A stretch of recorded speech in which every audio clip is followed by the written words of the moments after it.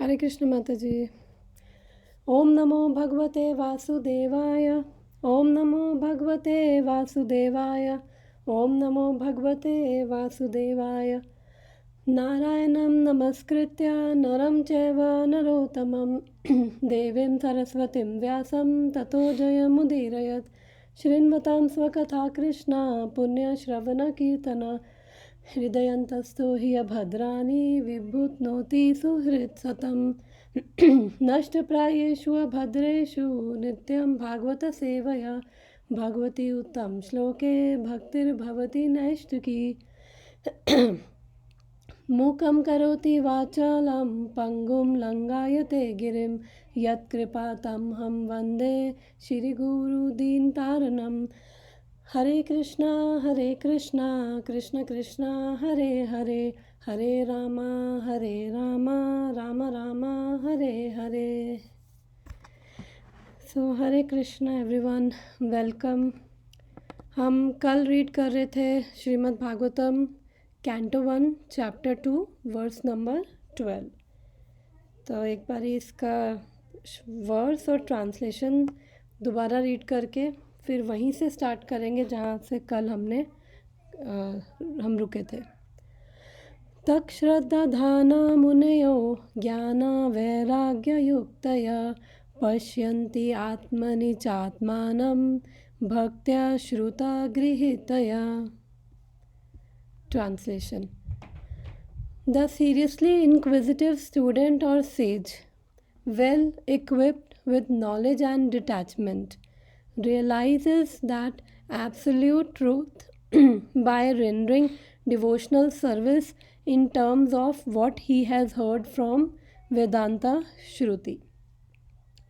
तो इससे पिछले वाले वर्स में हमने देखा था कि परम सत्य क्या है, एब्सोल्यूट ट्रूथ क्या है, और इस वर्स में हम पढ़ रहे हैं कि कैसे रियलाइज़ करेंगे। तो यहाँ पे लिख रहे हैं बाय रेंडरिंग डिवोशनल सर्विस, केवल भक्ति से ही हम भगवान को जान सकते हैं। तो हमने फर्स्ट पैराग्राफ पढ़ लिया था जिसमें हमने पढ़ा था कि 3 तरह से रियलाइजेशन है, ब्रह्मन, परमात्मा, भगवान। फिर उसके बाद हमने देखा था कि प्रभुपाद बता रहे हैं 3 कैटेगरी के डिवोटीज़, कनिष्ठ अधिकारी, मध्यमाधिकारी, उत्तमाधिकारी। कल हमने इनके बारे में भी डिटेल में डिस्कशन किया था। और 3rd क्लास डिवोटी यानी कि नियोफाइट यानी कि कनिष्ठ अधिकारी, और 2nd क्लास डिवोटी यानी कि इंटरमीडिएट मध्यमाधिकारी, और 1st क्लास डिवोटी यानी कि जो प्योर डिवोटी है, शुद्ध भक्त है। तो 2nd पैराग्राफ हमने हाफ पढ़ा था। हमने इस पैराग्राफ में पढ़ा था कि हमें जो भी ये नॉलेज है, ये ज्ञान है, हमें परंपरा सिस्टम में सुनना है। और 4 संप्रदाय बोनाफाइड है, और हम जिस संप्रदाय में हैं, ब्रह्म गौड़िया संप्रदाय, जो हम पढ़ रहे हैं श्रीमद् भागवतम, प्रभुपाद आते हैं ब्रह्म गौड़िया संप्रदाय। इस्कॉन फॉलो करता है ब्रह्म गौड़िया संप्रदाय की टीचिंग्स को, जो ब्रह्मा जी से स्टार्ट हुआ, फिर ब्रह्मा जी से नारद जी से व्यास देव जी से फिर सूत गोस्वामी ने सुनी, और फिर सूत गोस्वामी आगे नैमिषारण्य में सुना रहे। तो ऐसे ही ये परंपरा जा रही है, और भगवत गीता के 1st चैप्टर से पहले पूरा परंपरा सिस्टम दिया हुआ है। और स्वयं चैतन्य महाप्रभु जो स्वयं कृष्ण हैं, वो भी इसी परंपरा में आते हैं, और उसके बाद गोस्वामी देन प्रभुपाद आ रहे हैं। आज का फिर कंटिन्यू करते हैं। A neophyte devotee has a very little taste for hearing from authorities. Such a neophyte devotee makes a show of hearing from professional man to satisfy his senses. तो कल हम बात कर रहे थे ये नियोफाइट डिवोटी यानी जो बिगनर लेवल पे है, और कनिष्ठ अधिकारी। तो वो प्रभुपाद ने ऊपर बोला था अपने परपट में कि वो उसको मटेरियल अट्रैक्शंस हैं, तो बेसिकली उसको वो माया भी पसंद है और कृष्णा भी पसंद है, और उसको अभी मटेरियल डिवोटी उसको बोला जाता है. Material devotees are more attracted to material benefit than transcendental profit, because अभी उसकी जो श्रद्धा है वो अभी वीक है. तो प्रभुपाद यहाँ पे बोल रहे हैं कि जो बिगनर लेवल पे हैं, नियोफाइट्स हैं, उनको कहाँ से सुनना चाहिए? अथॉरिटी से. यानी कि जो परंपरा में वैष्णव भक्त आ रहे हैं, केवल उन्हीं से ही सुनना चाहिए और उनको शो नहीं करना चाहिए. प्रभुपाद लिख रहे हैं, neophyte devotees makes a show of hearing from professional man to satisfy his senses. और this sort of hearing and chanting ये क्या करेगा? ये स्पॉइल करेगा. बिकॉज जब हम किसी प्रोफेशनल से सुनते हैं तो हम जिससे सुन रहे हैं उसकी भी कॉन्शियसनेस को हम ग्रहण कर रहे हैं. तो जो प्रोफेशनल होगा उसकी कॉन्शियसनेस भगवान की प्रेममय भक्ति देना नहीं होगा, उसकी कॉन्शियसनेस होगी अदर चीज़ें की, कितनी डोनेशन मिलेगी, कितने फॉलोअर्स बढ़ेंगे, एक्सेट्रा एक्सेट्रा. तो इसलिए प्रोफेशनल से ना सुनकर भगवान के शुद्ध भक्तों से सुनना है.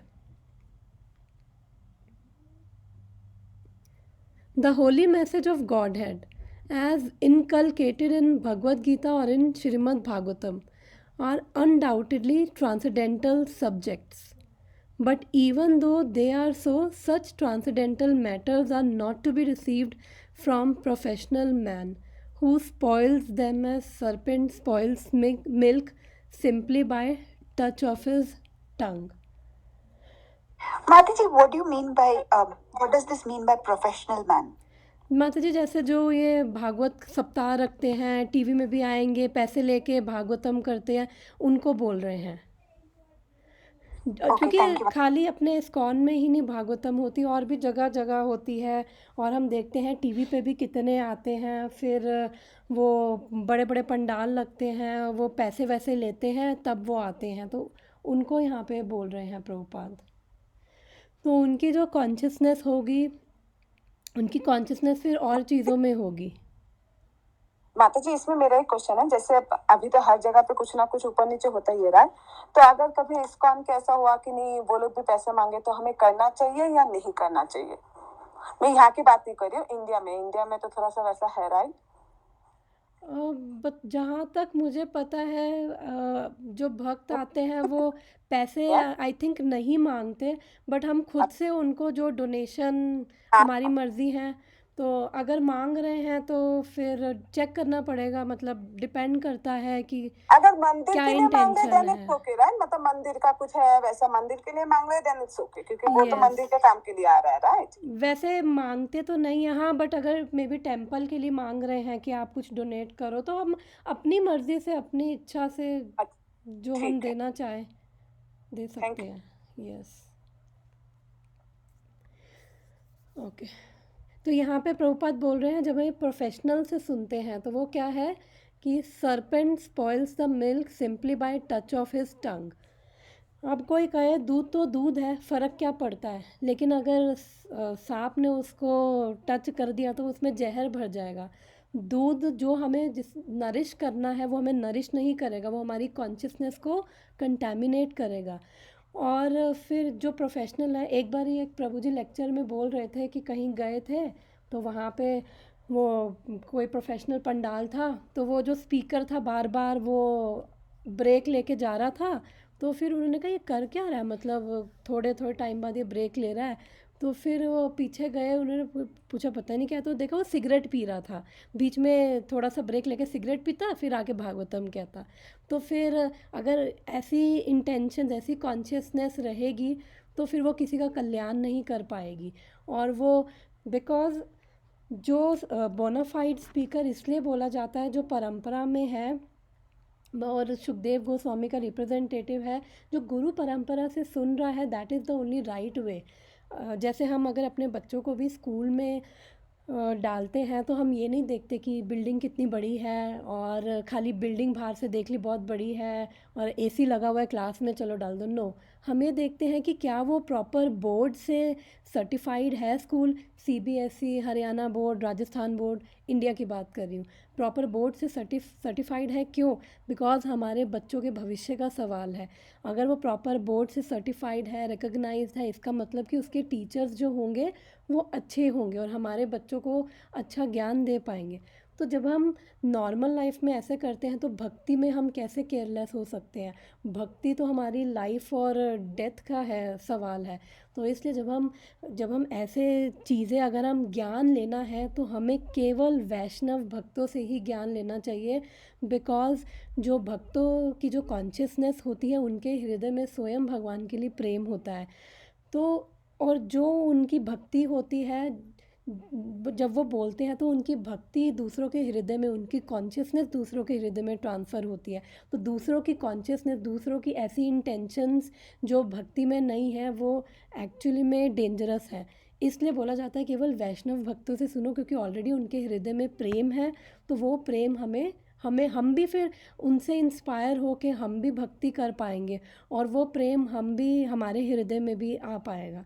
इसलिए मेन रीज़न, अदरवाइज़ तो वही हो गया जो प्रभुपाद लिख रहे हैं, serpent spoils milk simply by touch of his tongue. तो हमें बहुत ध्यान रखना है कि हम किससे सुन रहे हैं। और जो हमने कल डिस्कस किया था, फिर हमें ये भी देखना है कि जो 3 कैटेगरी के डिवोटीज़ मैंने बताया था कि इसमें हमें अपने आप का एनालाइज करना है, हम कहाँ फिट बैठते हैं और हम कैसे आगे प्रोग्रेस करें। तो अब आगे प्रोग्रेस करने के लिए हमें फिर ऐसे भक्तों से सुनना है जो एटलीस्ट हमसे एलिवेटेड हो और जो जजमेंटल नहीं, जिनकी कॉन्शियसनेस एलिवेटेड हो और जो हमें एक्चुअली में कृष्ण भक्ति दे सके, हमें इंस्पायर कर सके। Next paragraph. A sincere devotee must therefore be prepared to hear Vedic literatures like Upanishads, Vedanta, and other literatures left by previous authorities or Goswamis for the benefit of his progress. Without hearing such literatures, one cannot make actual progress. Same वही प्रभुपाद बोल रहे हैं कि जो यहाँ पे ये श्लोक में क्या था, तक श्रद्धा धाना मुनियो, यानी कि श्रद्धा धाना, जिनकी श्रद्धा स्ट्रांग है। और वो इस ट्रांसलेशन में, अनुवाद में क्या बोल रहे हैं, उनकी श्रद्धा कैसे स्ट्रांग है। द सीरियसली इंक्विजिटिव स्टूडेंट, यानी कि ये श्रद्धा धाना जो ये सीरियस है एक्चुअली, वो they are well equipped with knowledge और डिटैचमेंट, उनके अंदर ज्ञान भी है, वैराग्य भी है। और फिर वो कैसे भगवान को रियलाइज़ कर रहे हैं, डिवोशनल सर्विस। और वो डिवोशनल सर्विस कैसे कर रहे हैं, what he has heard from Vedanta Shruti. Prabhupada फिर से रिपीट कर रहे हैं, जब प्रभुपाद कुछ रिपीट कर रहे हैं तो इसका मतलब कि दैट इज़ वेरी इंपॉर्टेंट। तो जो मैंने कल बताया था कि हमारी जो फेथ होती है 2 तरह की होती है, स्वाभाविक श्रद्धा, बलोत्पादित श्रद्धा। तो जो स्वाभाविक है वो किस बेस पे आ रही है, शास्त्रों के बेस पे। बिकॉज शास्त्रों में फ़िलॉसफी है, प्रिंसिपल्स हैं। तो जब हम उनको केवल सुन नहीं रहे, हम उनको प्रैक्टिस करने की भी कोशिश करते हैं, तो उससे हमें डीप रियलाइजेशंस मिलती है, हमारे चित्त की शुद्धि होती है और हम एनलाइटन होते हैं, हमें इंटेलिजेंस मिलती है कि हम कैसे प्रैक्टिकल लाइफ में हम सिचुएशंस में वो चीज़ें इम्प्लीमेंट कर पाए, हमें इंटेलिजेंस मिलती है। तो जो शास्त्रों के बेस पे जो सुनकर या पढ़कर जो फेथ आ रहा है, जो श्रद्धा आ रही है, वो श्रद्धा हमारी भक्ति को भी स्ट्रॉन्ग करती है। और जो एक्सटर्नल रीजंस की वजह से, जो बलोत्पादित श्रद्धा हमने कल बात करी थी, एक्सटर्नल रीजंस की वजह से वो क्या है, वीक फेथ है। तो जो वीक है तो वो कोई भी अगर कुछ भी आर्ग्यू करे तो हम इजीली उस कैरिड अवे हो सकते हैं और हम छोड़ सकते हैं। इसलिए वो अभी उस शेकी ग्राउंड पे, और ये क्या है, फर्म स्ट्रॉन्ग उस पे है। तो इसलिए प्रभुपाद बोल रहे हैं, जो भी हमारे आचार्यों ने, जो भी ये हमारे शास्त्र हैं, स्पेशली श्रीमद् भागवतम, भगवद गीता और चैतन्य चरितामृत, तो हमें ये पढ़ना है और सुनना है। और अगर हम श्रवण और कीर्तन नहीं करेंगे तो फिर, बिकॉज़ हम 2 घंटे तो चलो 16 माला में लगा रहे हैं, फिर बाकी 22 घंटे हम कैसे अपने आप को, हमारी कॉन्शियसनेस को हम इक्विप कर पाएंगे। क्योंकि दिन में 2 घंटे चलो चले गए भगवान का नाम लेते लेते, वो बात अलग है कि उसमें भी उन 2 घंटों में भी मुश्किल से मन लगता है, पर एटलीस्ट हम कोशिश कर रहे हैं उन 2 घंटों में। लेकिन बाकी के 22 घंटों में अपनी कॉन्शियसनेस को अगर हमें रखना है ठीक, तो जैसे मैंने कल कार का एग्जांपल दिया था, तो हमें डेली पेट्रोल भरना है, डेली हमें सुनना है। और आजकल तो कोई बात ही नहीं है, यूट्यूब पे भी हम सुन सकते हैं, जो भी हमारे फेवरेट स्पीकर्स हैं, जो भी वैष्णव भक्तों को हम सुन सकते हैं। तो इसलिए हमें डेली अपनी कार में पेट्रोल भरना है कि अगर ऊबड़ खाबड़ रास्ते आए तो वो कार हमारी चलती रहे। And without hearing and following the instructions, the show of devotional service become worthless and therefore a sort of disturbance in the path of devotional service. कल जो हमने डिस्कस किया था, फिर से प्रभुपाद यही बोल रहे हैं, शो ऑफ, कि दिखावा नहीं करना। कि बिकॉज क्या होगा कि अगर हम नहीं सुनेंगे, अगर हम सुनेंगे ना, तो जितना श्रवण करेंगे, कीर्तन करेंगे, उससे क्या होगा, हमारे अंदर हम जेन्युइन भक्ति कल्टीवेट कर पाएंगे। अदरवाइज़ अगर हम नहीं सुनेंगे तो उससे क्या होगा, हम एक्सटर्नल्स में ही रह जाएंगे और हम थोड़ा दिखावे भाजी में रह जाएंगे। और उससे क्या होगा कि हमारी ईगो, प्राइड वो और बूस्ट होगी, और फिर हम उसी को बचाने में, अपनी ईगो को, अपनी प्राइड को ही बचाने में लगे रहेंगे। और हम शो ऑफ करते रहेंगे कि हाँ देखो हम ये हैं, हम वो हैं। तो एक लेक्चर में मैंने सुना था, महाराज जी बता रहे थे, वो कह रहे थे कि everybody wants to stand at the back of the church and in the front of the queue and want to be in the center of attraction। कि जब स्पिरिचुअल कुछ हो तो पीछे खड़े रहना चाहते हैं, जब कुछ वैसे कोई लाइन हो तो सबसे आगे, लेकिन अपने आप को हमेशा सेंटर ऑफ अट्रैक्शन। बिकॉज अगर हम नहीं सुनेंगे तो हम अपने आप को ही इम्पोर्टेंस, हम चाहते हैं कि हम लाइमलाइट में रहे, तो हम अपने आप को ही इम्पोर्टेंस, हम अपनी फिर ईगो, फिर वो सब चीज़ें बीच में आएंगी। और फिर भक्ति क्या है, अपनी भक्ति में बहुत पोटेंशियल है, बट भक्ति अपनी पोटेंसी विड्रॉ कर लेती है। बिकॉज भक्ति वहाँ नहीं होती जहाँ पे ये ईगो, प्राइड, एनवी, इल्यूजन, ये सब चीज़ें हों। तो इसलिए वो महाराज जी बोल रहे थे कि live life without pretending, means कि विद ऑनेस्टी, और here without defending. Here without defending मतलब जब हम कुछ सुनते हैं ना, तो फिर हमें हमें स्ट्रॉन्ग अर्ज होती है कि हम भी बोले, हमारी बात ऊपर रहनी चाहिए। हम बंदे को चुप कराते, ठीक है हमें समझ आ गया, ये सुन। तो बिकॉज हमारे अंदर वो ईगो होती है, स्ट्रॉन्ग अर्ज होती है। तो इसलिए महाराज कह रहे थे हियर लिव विदाउट प्रिटेंडिंग, यानी लिव ऑनेस्टली, एक्सेप्ट करते हुए कि हेयर आई एम एंड मेरा गोल ये है, I have to reach there at a level above. और अपना उससे हम अपने बेबी स्टेप्स ले सकते हैं। It's okay to take baby steps, कि हम अपने गोल की तरफ एटलीस्ट बढ़ रहे हैं। और here without defending, speak without offending. जब हम बोलें तो एटलीस्ट दूसरों को हम हर्ट ना करें। बिकॉज जो वर्ड्स होते हैं ना, हम फिज़िकली किसी को हर्ट करेंगे ना, कुछ टाइम में भूल जाएगा, लेकिन जो वर्ड्स हैं ना, वो लोग सालों साल याद रखते हैं, और उनको वो हर्ट वो सालों साल फील कर सकते हैं। तो एटलीस्ट अपनी तरफ से कोशिश करें कि ऐसे वर्ड्स ना बोले जो रूड हो, हार्श हो और दूसरों को हर्ट करें।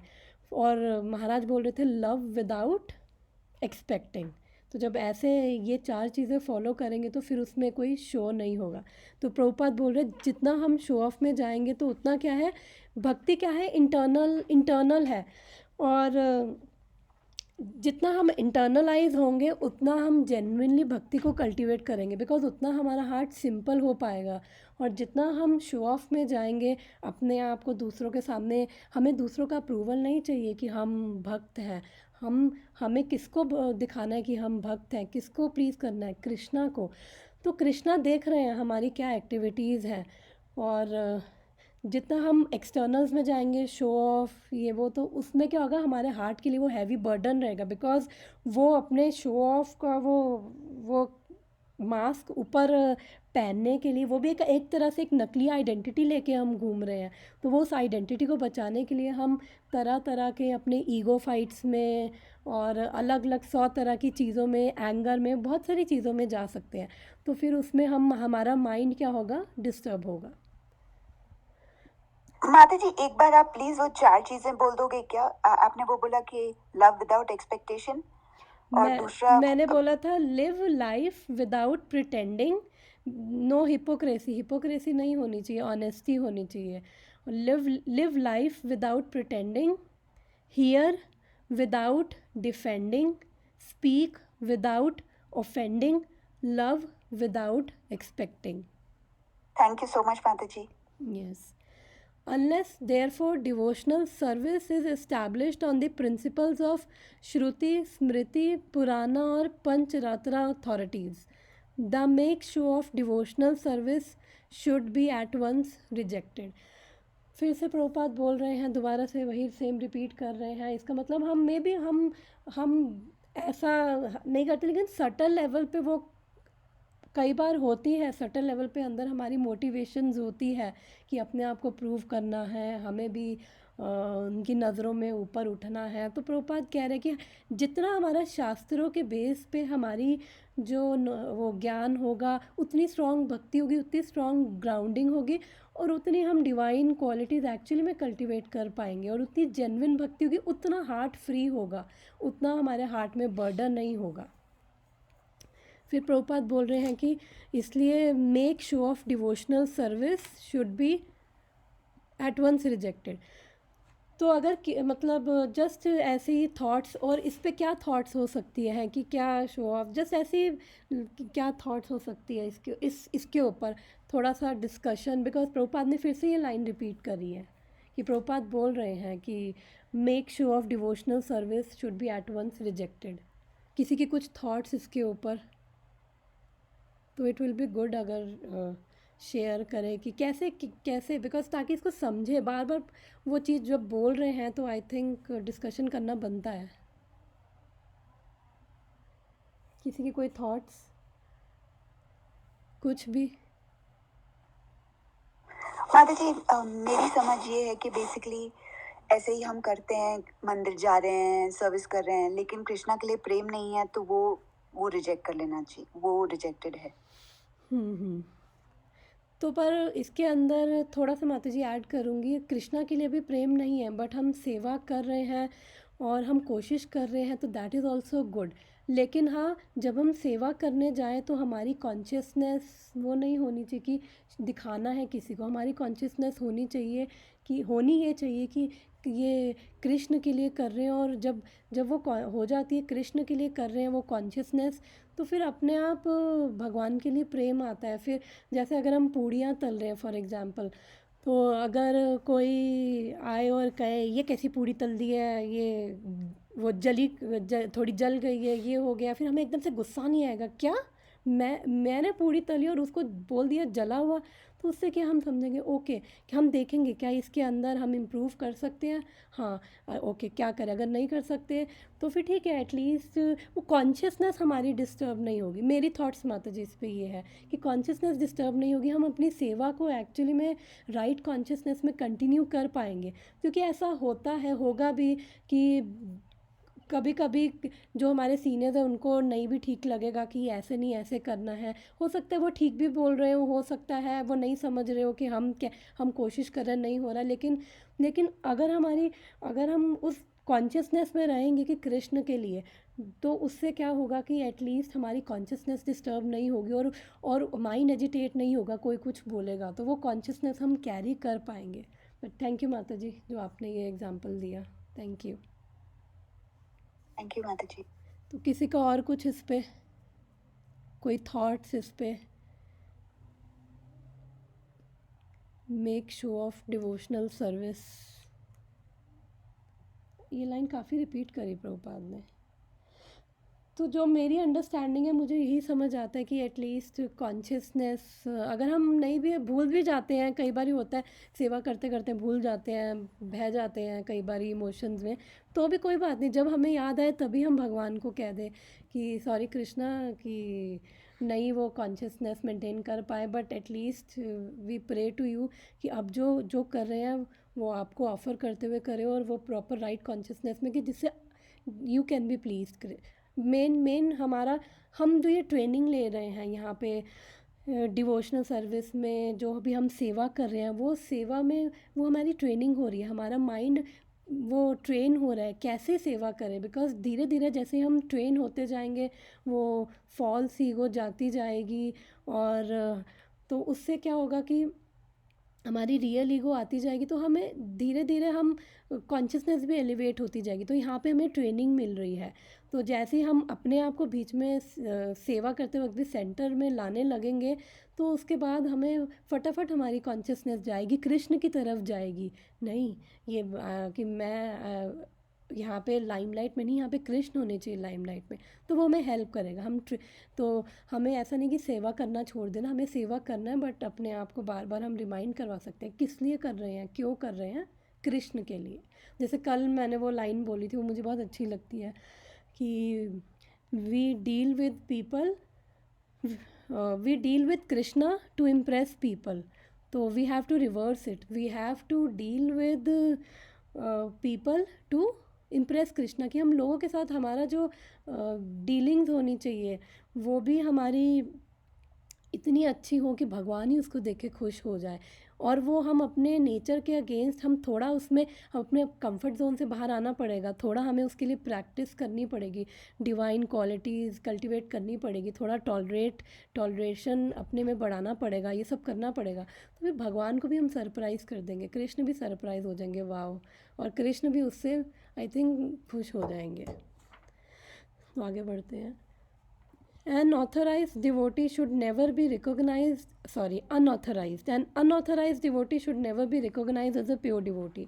Unauthorized मतलब कि जो ये गुरु परंपरा में नहीं आ रहा, और मेरी रिकमेंडेशन यही है कि हम अभी यहाँ पे हैं, इस्कॉन में हैं, शिला प्रभुपाद की गाइडेंस में है, तो हम बेटर है कि हम यहीं पर रहें, हम इधर उधर भी ना जाएं, क्योंकि जहाँ पे हम हैं बहुत सेफ हैंड्स में हैं।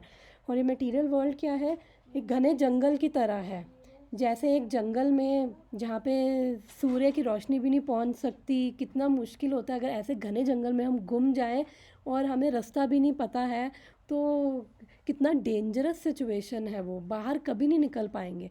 लेकिन जो शिला प्रभुपाद है, उन्होंने हमारे लिए एक रास्ता बना रखा है, तो हमें कुछ नहीं करना, हमें इधर उधर किसी संप्रदाय में जाने की भी ज़रूरत नहीं है, केवल हम शिला प्रभुपाद की बुक्स पढ़ें, और जो शिला प्रभुपाद ने हमारे लिए इस घने जंगल में एक रास्ता बना रखा है, हम केवल उस रास्ते को पकड़ी रखें, कितनी भी प्रॉब्लम्स, कितनी भी जो बाधाएं आ रही हैं, क्योंकि कुछ बाहर से प्रॉब्लम्स आएगी, कुछ इंटरनल हमारे अंदर से ही आएगी।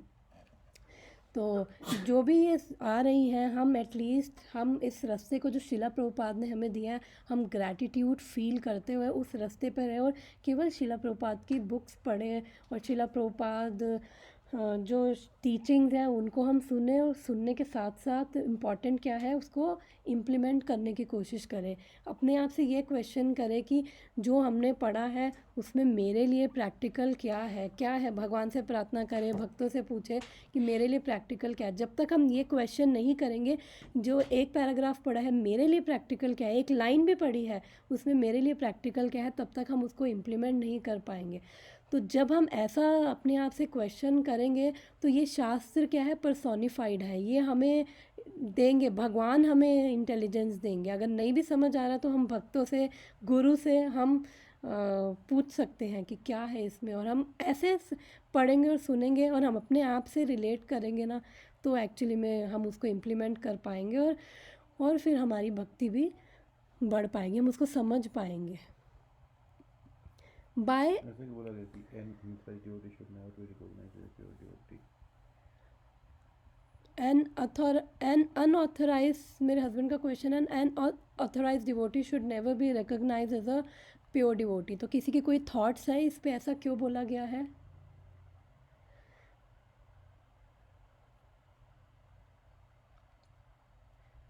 किसी को कोई थॉट्स इस पे क्यों बोला गया है, ऐसा क्या समझ आ रहा है कि अनऑथराइज कौन है एक्चुअली? माता जी आपने अभी बताया जो परंपरा में नहीं है, यस, यस, इम्पॉर्टेंट पॉइंट है कि जो परंपरा में नहीं है। तो उनको प्योर डिवोटी नहीं समझे तो बेसिकली जैसे नियोफाइट डिवोटी को कहा गया है कि तुम प्योर डिवोटी से सुनो, राइट? यस, तो यस, तो बेसिकली बॉटम लाइन है कि जो परंपरा में है उनसे ही सुनना चाहिए। यस, बिकॉज क्या है कि हमने ये सेकंड चैप्टर में कलयुग की फर्स्ट चैप्टर में पढ़ा था, कलयुग की क्वालिटीज़ पढ़ी थी हमने फर्स्ट चैप्टर 10th वर्स में।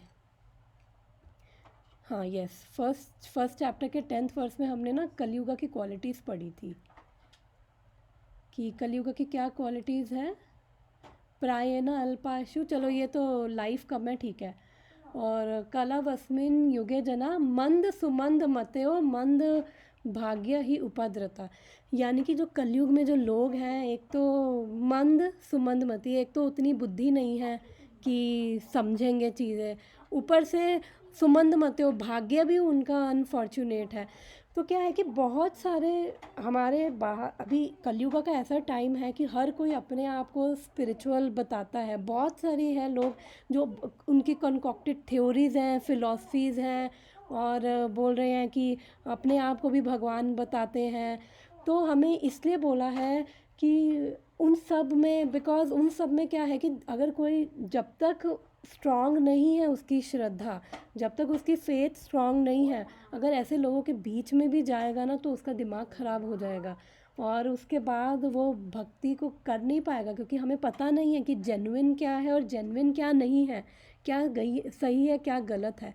इसलिए एटलीस्ट जो सुनना किससे है, जो वैष्णव भक्त हैं, जो प्रॉपर परंपरा सिस्टम में, जो गुरु शिष्य से जो बोनाफाइड परंपरा में आ रहे हैं, उससे सुनना है। अदरवाइज़ इतनी थ्योरीज़ हैं, हमें डेविएट कर देगी और फिर हमें यहाँ पे और इतने लॉजिक वो लोग दे देंगे और इतना कन्विंस भी करके हमें छोड़ देंगे कि हमें लगेगा अरे ये सब क्या है, जो जेन्युइन है वो चीज़ हमें जेन्युइन नहीं लगेगी। बिकॉज कलयुग की एक क्वालिटी है कि अगर लोगों को पता भी चल जाए कि सही स्पिरिचुअल पाथ क्या है, तो भी वो उसको पकड़े रहना भी उनके लिए बहुत मुश्किल है। हम सब अपनी लाइफ में भी देख सकते हैं कि हमारे पास अभी अभी जो है हम एक जेन्युइन पाथ में हैं, और वो जेन्युइन पाथ भी हमारे को कई बार पकड़े रहना, कई बार लगता है कि भाग जाओ यहाँ से, वो जेन्युइन पाथ भी हमें पकड़े रहना मुश्किल लगता है। बिकॉज काफ़ी ऐसी चीज़ें हम बात करेंगे एक अलग से, अभी इस लेक्चर में नहीं कर रही, एक अलग वो लेक्चर में अनर्थ वगैरह पे बात करेंगे कि क्या चीज़ें हैं जो हमें, वो बहुत 100 तरह की चीज़ें हैं जो हमें, हमारे अनर्थास भी अंदर से, फिर बाहर से भी काफ़ी चीज़ें हैं। कभी किसी का बिहेवियर भी होता है हमें अच्छा नहीं लगता तो भी हम ऑफेंडेड फील करते, 100 चीज़ें होती हैं। तो लेकिन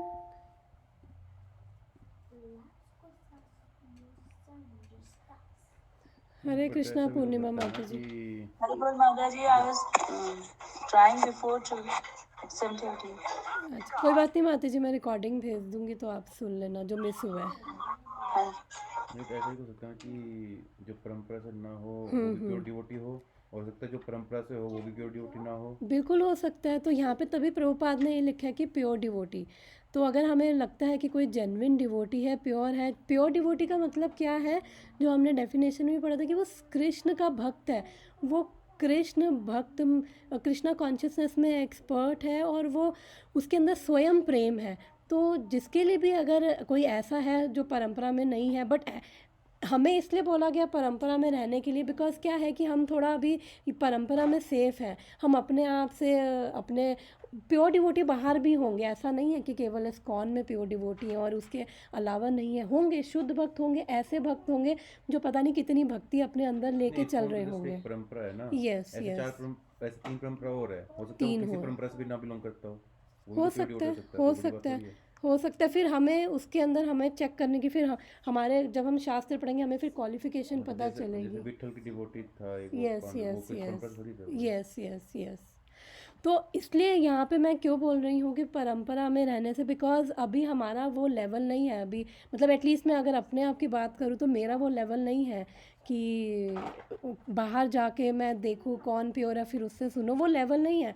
तो अभी मुझे लगता है कि मैं अभी यहाँ पे सेफ़ हैंड्स में हूँ, शिला प्रभुपाद।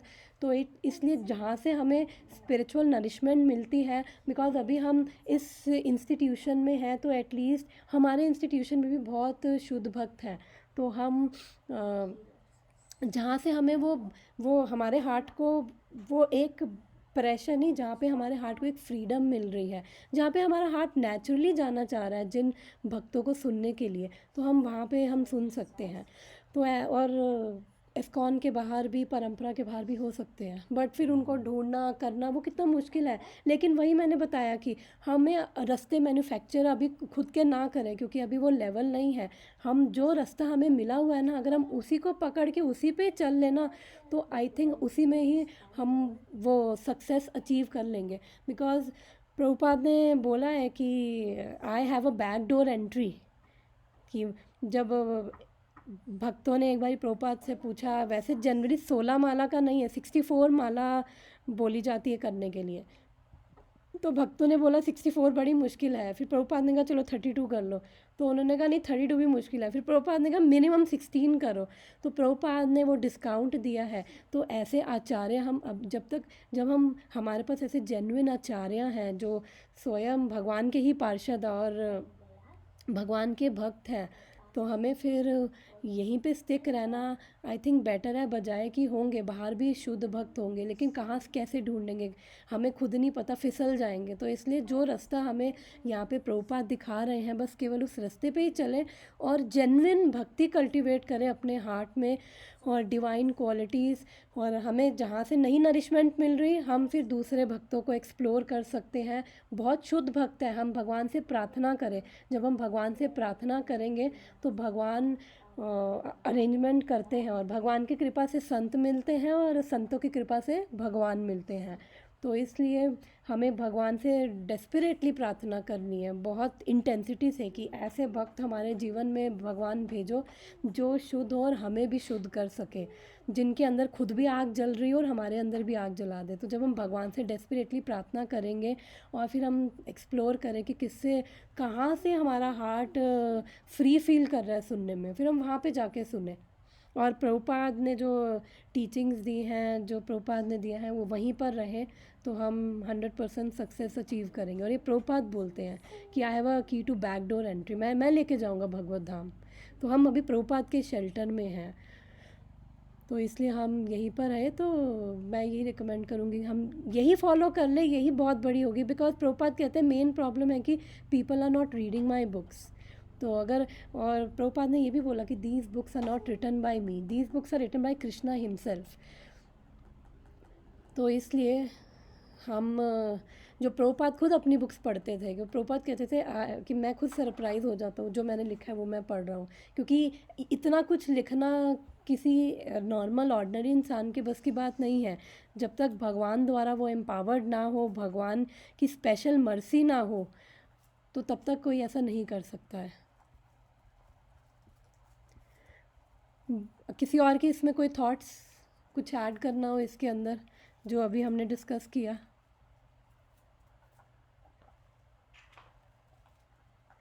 हरि बोल माता जी।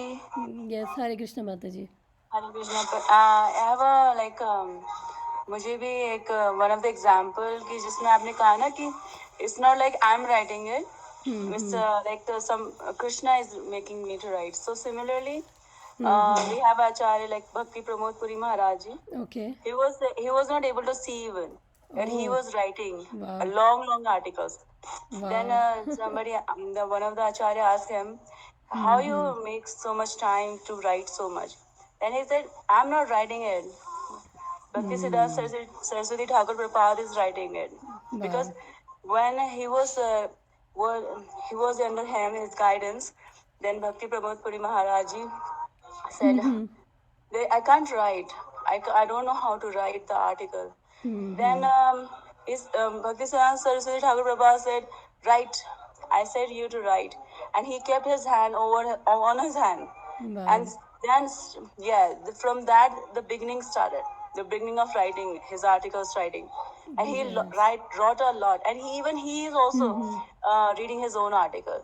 Just the way you said, no, that Yeah. Bhaktivedanta Swami Maharaj read his own articles. This is Yes. really, it's really true. It is happening Yes. with Yes. acharyas. Yes Yes. Thank you for sharing माता जी। तो ऐसे ही हमें आचार्य जो ऐसे आचार्य हैं हमें फिर उनकी गाइडेंस में उनके शेल्टर में रहना है। तो इसलिए अभी हम प्रभुपाद की बुक्स पढ़ रहे हैं और प्रभुपाद की कृपा से हम कृष्ण भक्ति कर पा रहे हैं। तो वी आर वेरी फॉर्चुनेट। तो जो आपने भी शेयर किया माता जी, thank you so much. That is really because जब तक कोई भगवान द्वारा एम्पावर नहीं होता तब तक कोई नहीं कर सकता। उसको ट्रांसेंडेंटल प्लेन पे ही जाना पड़ेगा, मटेरियल प्लेन पे रहकर वो नहीं कर सकता। बिकॉज चैतन्य चरितामृत में 4th चैप्टर में पढ़ रही थी आज, उसमें वो बता रहे थे कि जो भगवान की 3 शक्तियां हैं, संवित, संदिनी, हलादिनी। तो कोई कैसे भगवान की तरफ अट्रैक्ट होता है जब तक भगवान की हलादिनी शक्ति यानी प्लेजर पोटेंसी, जब तक कृष्ण की प्लेजर पोटेंसी उस पर कृपा नहीं करती तब तक वो कृष्ण से अट्रैक्ट नहीं होता। और भगवान की संवित शक्ति यानी कि जो चित्त शक्ति है भगवान की, जो नॉलेज दे रही है, जब तक वो अगर उस पर नहीं कृपा बेस्ट वो कर रही तब तक कोई नहीं ट्रांसेंडेंटल प्लेन पे आ सकता। और ट्रांसेंडेंटल प्लेन पे आने के लिए हमें 3 गुण सतोगुण, रजोगुण, तमोगुण से ऊपर उठ के शुद्ध सतोगुण, जिसे वासुदेव सत्व भी कहते हैं, हमें जब तक कोई वहाँ नहीं जाएगा तब तक तो भक्ति स्टार्ट ही नहीं होती। और तो फिर जो हमारे यहाँ आचार्यज हैं जैसे शिला प्रभुपाद भी हो गए, तो ये लोग ये इन 3 गुणों के अंडर रहकर थोड़ी ये महान ग्रंथ लिख सकते हैं। ये उसी ट्रांसेंडेंटल प्लेन पे रहकर जब तक वो उस प्लेन पे प्लेटफॉर्म पे नहीं होंगे तब तक भगवान द्वारा एम्पावर नहीं होंगे, तब तक it's not possible at all. या it's true. Last line, by assimilation of such messages from Vedic literatures, one can see all pervading localized aspect of personality of Godhead within his own self constantly. This is called samadhi. तो अब यहाँ पे बोल रहे हैं कि जब तक हम फिर से वही सेम चीज़ प्रभुपाद बोल रहे हैं, जब तक हम वैदिक लिटरेचर्स शास्त्रों से जब तक सुन के हमारी जो श्रद्धा है शास्त्रों के बेस पे नहीं होगी, क्योंकि क्या होगा जब हम शास्त्रों से सुनेंगे तो उससे क्या है हमारी भक्ति भी स्ट्रांग होगी, और हमारी भक्ति स्ट्रांग होगी तो उससे क्या होगा कि हम भक्ति के द्वारा ही हम भगवान को अपने हार्ट में देख पाएंगे। और वो क्या है, वो समाधि है कि जब हम हर चीज़ अपने अपने अंदर भी भगवान को देख पा रहे हैं, हर चीज़ में भगवान को देख पा रहे हैं, तो यानी हम ऑलरेडी लिबरेटेड हैं, हम ऑलरेडी समाधि की अवस्था में पहुंच चुके हैं। ओके तो नेक्स्ट वर्स स्टार्ट करें जितना भी टाइम है। इस वर्स में किसी के कुछ डिस्कशन या कुछ ऐड करना हो। और जो हमने पढ़ा था 3 लेवल के डिवोटीज़ हैं, तो हमें कैसे उसके साथ डील करना है। जो कनिष्ठ अधिकारी है उसको हमें मेंटली रिस्पेक्ट देनी है, जो मध्यमा अधिकारी है उसके सामने हमें बो डाउन करना है, और उत्तम अधिकारी है हमें उसकी एसोसिएशन लेनी है और उसको उसको उसके मन में भी बो डाउन करना है, उसके सामने भी बो डाउन करना है। अगर वो चाहे वो हमें ना भी देख रहे हो तो भी we have to bow down उनको। हम जब भी कोई महाराज आते हैं तो हम हमेशा उनको बो डाउन करते हैं। तो इसलिए जो उत्तमाधिकारी हमेशा उनको हमें बो डाउन करना है मेंटली भी, और उनकी एसोसिएशन भी लेनी है। तो वो उस स्लाइड में हमने कल ये मिस किया था एक पॉइंट कि कैसे डील करना है। तो इसलिए चाहे कोई बिगनर लेवल पे उसको भी हमें मिनिमम टू मिनिमम क्या करना है, रिस्पेक्ट देनी है। मिनिमम टू मिनिमम हम ये कर सकते हैं, बिकॉज़ हम जज नहीं हैं कि कौन किस लेवल पे है, और हमें इसलिए हर एक को रिस्पेक्ट देनी है अपनी। तो वर्स 13 स्टार्ट करते हैं। हरे कृष्णा, शिला प्रभुपाद की जय। अता पुंभिर्द्विजा श्रेष्ठा वर्णाश्रमा विभागशः स्वनुतिष्ठस्य धर्मस्य संसिद्धिर्हरितोषणम्। अता पुंभिर्द्विजा श्रेष्ठा वर्णाश्रमा विभागशः स्वनुष्ठितस्य धर्मस्य संसिद्धिर्हरितोषणम्। किसी को करना है रिसाइट? मैं करूँ? Yes sure. पुंभिर्द्विजा श्रेष्ठा वर्णाश्रमा विभागशः स्वनुष्ठितस्य धर्मस्य संसिद्धिर्हरितोषणम्। किसी और को भी अगर करना हो तो बोल सकते हो, बिकॉज़ ये जो चाहे नहीं भी भागवतम समझ आए, लेकिन बेस्ट पार्ट क्या है कि हम लोग ये श्लोक रिसाइट कर रहे हैं, रीड कर रहे हैं, और एक एक जो ये परपट की एक एक लाइन रीड कर रहे हैं। कुछ ना समझ आए, सब गोल हो जाए तो भी कोई टेंशन नहीं। मेन है कि जो ये सारी जो हम कर रहे हैं, एटलीस्ट श्लोक रिसाइटेशन, प्रभुपाद के परपट रीडिंग, तो दैट ये बहुत पावरफुल है। हमारी कॉन्शियसनेस को वो प्यूरिफाई कर रहे हैं और हमें वो कॉन्शियसनेस को इक्विप भी कर रहे हैं। तो जो बेस्ट पार्ट है हमारी क्लास का वो यही है कि श्लोक रिसाइटेशन एंड प्रभुपाद के ट्रांसलेशन एंड परपट रीडिंग। तो अब इस वर्ड्स को समझते हैं। तो इसमें बोल रहे हैं कि अब यहाँ पे फिर से वर्ण आश्रम की बात इस वर्स में कर रहे हैं, और हमने लास्ट के जो ये 8 से 15 श्लोक हैं, बेसिकली वो यही कह रहे हैं कि वर्ण आश्रम का पर्पस क्या है। और यहाँ पे बोला है कि वर्ण आश्रम का पर्पस क्या है, समसिद्धिर हरितोषणम। हरितोषणम मतलब, हरि मतलब भगवान स्वयं कृष्ण, और तोषणम मतलब उनको प्रसन्न करना।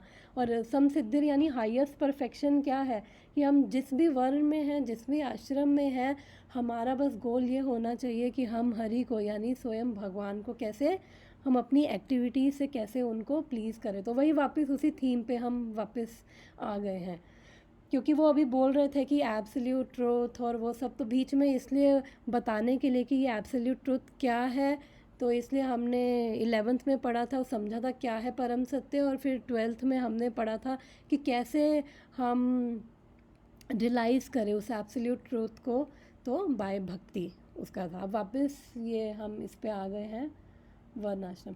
तो ये हमें समझा रहे हैं कि जो ये वर्ण आश्रम के जो डिविजन्स हैं, गोल है, चाहे वो ब्रह्मचारी हो, गृहस्था हो, ब्राह्मण हो, क्षत्रिय हो, तो उनका गोल क्या है, भगवान को सेटिस्फाई करना। और इससे पहले के वर्सेस में भी आया था कि धर्म क्यों करना चाहिए, स्वधर्म, यानी कि हमें अपना जो वर्ण और आश्रम के हिसाब से क्यों करना चाहिए, क्योंकि कुछ लोग धर्म करते कि उन्हें अर्थ मिलेगा, और अर्थ के बाद क्या होगा, धर्म, अर्थ, काम, फिर काम यानी कि उनकी सारी डिज़ायर्स पूरी होंगी। बट हमने पढ़ा था कि जो धर्म का गोल है, अर्थ नहीं होना चाहिए। हमने किस में पढ़ा था, 9th में पढ़ा था, यस, धर्म, वर्स नंबर 9 में, धर्मस्य ही अपवर्गस्य नार्थो अर्थो अर्थायोपकल्पते, कि यानी कि जो धर्म का गोल है वो अर्थ नहीं होना चाहिए, वो केवल डिज़ायर्स पूरी करना नहीं होना चाहिए। जितने भी हमारी ऑक्यूपेशनल एंगेजमेंट्स हैं, हमें किस लिए करनी है, फॉर अल्टीमेट लिबरेशन। फिर हमने विश्वनाथ चक्रवर्ती ठाकुर की कमेंट्री में देखा था कि अल्टीमेट लिबरेशन क्या है, भगवान की प्रेममयी भक्ति। तो अब इस वर्स को समझते हैं, ये वही थीम कंटिन्यू कर रहा है।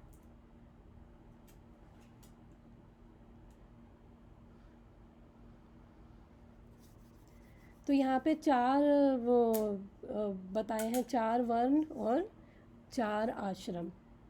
और भगवत गीता में भी हम पिछले कुछ टाइम से यही सब वो चल रहा है डिस्कशन, इसी पर ही। तो जो भी हमारी ये जो भी 4 वर्ण 4 आश्रम है, तो यहाँ पे वो बोला है भगवान ने, वर्ण आश्रम विभागशः, और भगवत गीता में भी भगवान बोलते हैं, चतुर्वर्णा मया सृष्टम गुना कर्मा च विभागशः, कि मैंने ये 4 वो डिवीज़न क्रिएट किए सोसाइटी की, और किस बेस पे की है, गुना एंड कर्मा। और मैंने पहले भी बोला, ये कास्ट सिस्टम नहीं है, जो ये 4 वर्ण और 4 आश्रम है, ये कास्ट सिस्टम नहीं है। और गुना का क्या मतलब है, गुण का मतलब होता है क्वालिटीज़, और गुना का मतलब ये भी होता है कि किस गुण में है, सतोगुण रजो, किस गुण से इन्फ्लुएंस हो रहे हैं, सतोगुण रजोगुण या तमोगुण से। तो बिकॉज ह्यूमन सोसाइटी की जो डिवीज़न है वो क्वालिटीज़, वो गुण और कर्मा के बेस पे है, कैसे हमारी क्वालिटीज़ हैं, किस गुण से हम इन्फ्लुएंस हैं, और हमारे क्या कर्मा है, उस बेस पे है। तो 4 वन और 4 आश्रम क्या है, हम बताओगे? क्योंकि हम ऑलरेडी बहुत बार ये डिस्कस कर चुके हैं। 4 वर्नास एंड 4 आश्रम क्या है? आश्रम तो ये ब्राह्मण, क्षत्रिय, शूद्र, वैश्य शूद्र। यस, थैंक यू माता जी। और 4 वन क्या है? ब्रह्मचारी, गृहस्थ, वानप्रस्थ और सन्यास। थैंक यू माता जी। यस, ये 4 वन है और 4 आश्रम है। तो जो 4 वन है, जो हमने भगवत गीता में भी पढ़ा था कि ये जो 4 वन है, ब्राह्मण, क्षत्रिय, वैश्य, शूद्र, ये हमारा क्या है, नेचर के बेस पे हमारा क्या स्वभाव है। और ये स्वभाव हमने कैसे, हमारा ये क्या क्या डिसाइडिंग फैक्टर है कि कौन किस वर्ण में है, ये हमने जन्मांतर से, लाइफ टाइम से हमने इस मटेरियल वर्ल्ड में है। तो फिर हमने कुछ ऐसे कर्म किए हैं जिसकी वजह से उनके संस्कार यानी कि उनके इम्प्रेशंस हमारे चित्त पे हैं।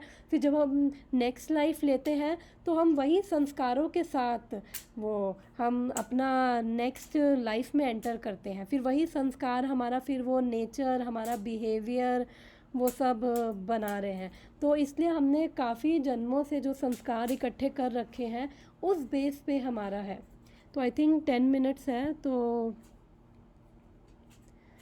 आई थिंक ये वर्ड्स पढ़ने के बजाय थोड़ा सा इसी पे ही बात कर लेते, बिकॉज़ वर्ड्स कंप्लीट नहीं होगा आज। तो जो ये 4 वर्ण है, मैंने भगवत गीता में भी बताया था कि ये ब्राह्मणिकल नेचर होता है लोगों का, फिर क्षत्रिय नेचर है, शूद्रा नेचर है और वैश्य नेचर है। ये एक्चुअली नेचर है और ये कास्ट सिस्टम नहीं है। और मैं क्या बताने वाली थी, मैं भूल गई। तो इसलिए इस जो ये वर्ड्स है, जो हमें बता रहा है कि हमें केवल अपने हमारा जो स्वधर्म है एक, और एक परोधर्म है। तो स्वधर्म क्या है, जो हमारा ये नेचर हमने एक्वायर किया है पिछली लाइफ टाइम से, और थोड़ा थोड़ा हम समझ पाते हैं कि हमारा क्या नेचर। और इवन हम भक्ति में भी देखते हैं कि हर एक का सेम नेचर नहीं है। जैसे किसी को गार्लैंड बनाना बहुत पसंद है, किसी को कोई डेटी ड्रेसिंग में बहुत क्रिएटिव है, कोई प्रचार में बहुत अच्छा है, कोई कुकिंग में बहुत अच्छा है, और कोई बुक डिस्ट्रीब्यूशन में बहुत अच्छा है। तो सबका अपना अपना स्वभाव है। तो जैसे जिसका स्वभाव है, भक्ति में भी हम अपने ही स्वभाव में जैसा जिसका स्वभाव हम लगे हुए हैं। तो हम आउटर वर्ल्ड में भी लगे हुए हैं। तो मैंने भगवत गीता की क्लास में एग्जांपल दिया था कि जैसे एक ऑफिस में अलग अलग डिपार्टमेंट्स होते हैं। जैसे एक ही ऑफिस में सेल्स भी है, मैनेजमेंट भी है, और सॉफ्टवेयर डिपार्टमेंट भी है, टेस्टिंग डिपार्टमेंट भी है, मार्केटिंग भी है। तो हर कोई अपने अपने नेचर के हिसाब से और जो जिसमें स्ट्रॉन्ग है तो वो उसके उस डिपार्टमेंट को हम जनरली चूज़ करते हैं। वो बात अलग है, आजकल ऐसा नहीं होता, जो कोर्स किया फिर उसके बेस पे चले गए। बट मोटा मोटा देखा जाए तो एक्चुअली हमारा स्वभाव है जो हमें किसी चीज़ में लेके जा रहा है। तो जो मार्केटिंग कर रहा है, जो फील्ड जॉब कर रहा है, वो घूम रहा है। अब वो कहे कि अरे यार मेरे को तो घूमना पड़ता है, और ये जो प्रोग्रामिंग कर रहा है बैठ के, इसकी जॉब सही है, आराम से एसी में बैठा रहता है, इसको धक्के भी नहीं खाने पड़ते बाहर। तो क्यों ना, तो हम भगवत गीता में यही डिस्कस कर रहे थे कि अपनी हमें जो हमारी ड्यूटीज़ हैं हमें वो करनी है। हमें दूसरों को इमिटेट नहीं करना और दूसरों की ड्यूटीज़ नहीं करनी है। वो डेंजरस है, भयावह है, भगवान बोलते हैं फियरफुल है। तो इसलिए बिकॉज हम लोग अपनी जो ड्यूटीज़ अपने नेचर के हिसाब से कर रहे हैं। और भक्ति में भी हम फिर जो हमारा नेचर हम एक्सप्लोर कर सकते हैं, कहाँ हमारा ज़्यादा इंक्लिनेशन है, तो हम वो सेवाएं भगवान के लिए कर सकते हैं। जो भी हमारे अंदर स्किल सेट है, एक्सपर्टीज़ है, तो हम कर सकते हैं। तो इसमें हम पढ़ेंगे कि हमें बेसिकली जो ये वर्ण आश्रम में हमें किसी को डोमिनेट करके दबाना नहीं है। और चलो ये उसमें हम पढ़ सकते हैं। बिकॉज़ क्या है कि जो टाइम कितना बचा है, फिर टॉपिक में जाते हैं। Okay, 6 minutes.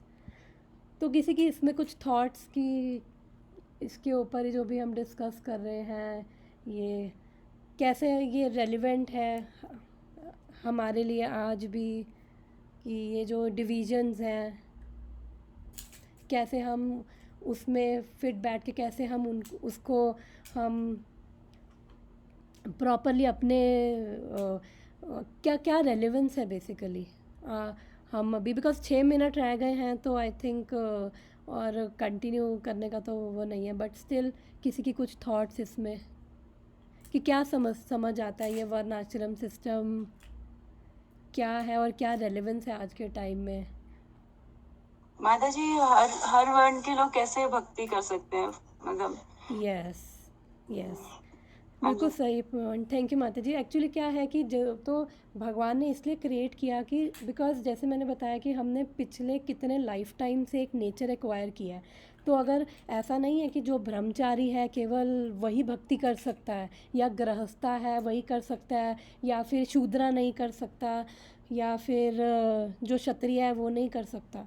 तो जो भी हमारा नेचर है हम अपने नेचर को तुरंत चेंज नहीं कर पाएंगे, क्योंकि ये जो संस्कार हम लिए घूम रहे हैं जिसकी वजह से हम हमारा एक सर्टन नेचर है वो अगर हम चाहें हम तुरंत नहीं बदलेंगे, लेकिन हम उस नेचर के साथ हम दिव्य बन सकते हैं। हम उसी वन में रहते हुए उसी आश्रम में रहते हुए हम भगवान से कनेक्ट हो सकते हैं, भक्ति कर सकते हैं और अल्टीमेट गोल की तरफ पहुंच सकते हैं। तो थैंक यू माता जी, बहुत अच्छा पॉइंट आपने शेयर किया। तो बेसिकली पर्पस यही है वर्ण आश्रम का कि जो भी हम ड्यूटीज़ कर रहे हैं और हमें अपनी अपनी रिस्पॉन्सिबिलिटीज़ अपनी ड्यूटीज़ को छोड़ना नहीं है, हमें कंटिन्यू करना। अगर हम जॉब कर रहे हैं तो हमें जॉब नहीं छोड़नी, अगर हम हाउस होल्ड वर्क कर रहे हैं तो वो नहीं छोड़ना है, और हमें इमिटेट नहीं करना है। ये जैसे कई बार कई लोग कहते हैं कि अरे मंदिर में रह कर ही भक्ति हो सकती है, नहीं नहीं, ऐसा नहीं है। जो मंदिर में रहते हैं उनके अलग चैलेंजेस हैं, बिकॉज उनको उस एनवायरनमेंट में सरवाइव करना, बिकॉज हर एक का मंदिर में भी ऐसा नहीं है ना कि हर एक का डिफरेंट स्वभाव है, डिफरेंट ओपिनियंस है, तो क्लैश ऑफ ओपिनियंस वहाँ पे भी होगा, डिस्टर्बेंस वहाँ पे भी है, लेकिन कैसे हारमोनी में वो रह पा रहे हैं, भगवान की सेवा कर पा रहे हैं, दैट इज़ इम्पॉर्टेंट। तो अगर कोई आई थिंक 1 मिनट रह गया है, 3 मिनट्स है, ओके। तो इसलिए हम कैसे अपना करंट जो भी हमारी सिचुएशन है, जो भी हमारी रोल्स एंड रिस्पॉन्सिबिलिटीज़ हैं, उसको हम ऐसे करें कि हमारा भगवान की तरफ अट्रैक्शन भी हो और हम अपने गोल यानी कृष्ण की तरफ आगे भी बढ़ें। तो thank you so much for today. और भगवत गीता हम लोग कल फ्राइडे है, कल 7:30 to 8:30 भगवत गीता इवनिंग में डेनवर वालों के लिए और इंडिया वालों के लिए सुबह सैटरडे को सुबह मॉर्निंग 8 AM to 9 AM हम भगवत गीता पढ़ेंगे। तो थैंक यू सो मच आज के लिए। तो वी कैन एंड नाउ। हाँ, थैंक यू थैंक माता you. Ji. Thank you. Hare Krishna. Hare Krishna.